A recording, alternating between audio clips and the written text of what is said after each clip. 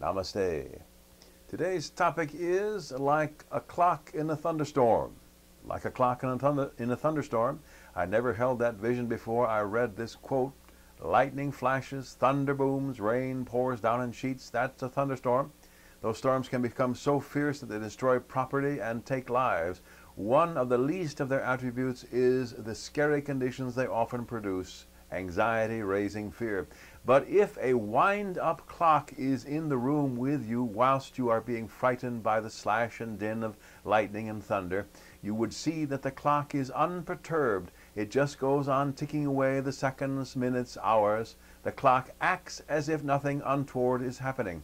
Why? Because it has no mind with which to react to the thunderstorm. Of course it has no mind, it's just a clock. So unperturbed it goes on ticking away what we name time.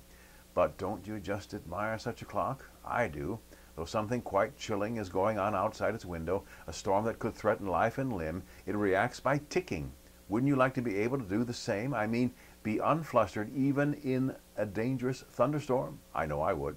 How? Like the clock, I would be unruffled by having no mind. That is to say, to have a quiet mind, neither to be frightened by fortune or misfortune. The way to a quiet mind is to disallow your mind to be disturbed by anything.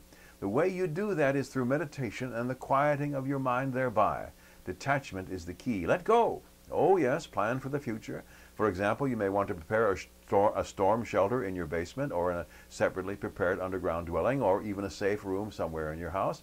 At the very least, you might have extra food and water on hand or purchase and properly install a generator in case the power goes out for a lengthy period of time. You might prepare in your own life directly by having health and life insurance or a savings account to help with rainy days, pun intended.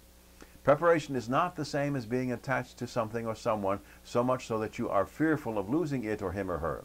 Life is uncertain, therefore it is good to be prepared for what might occur. But the way to a quiet mind is through detachment from all things, events, and people. Detachment comes through the quiet mind developed by meditation. The quiet mind comes through detachment, which arises from meditation. Then you can be as unruffled and as imperturbable as that clock ticking away. Develop a meditation routine. Stick to it and quiet your mind so that in the storms of life you can be as a clock in a thunderstorm. May you and all sentient beings know happiness and the root of happiness. Namaste.